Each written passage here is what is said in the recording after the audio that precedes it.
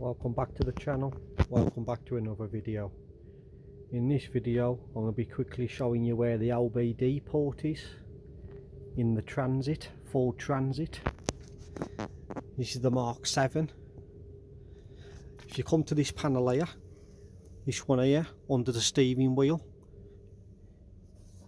if you just get them to the bottom, if you just pull it, it comes straight out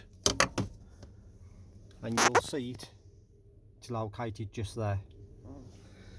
To pull it back in, it's quite simple. You've got the two little tabs there and they just go into these tabs here, just like that. Just goes back, push back, just clip it in, push it in all the way round. All done. If this helped you out at all, please consider subscribing, as it helps, and give it a thumbs up. And until next time, I'll see you in another one.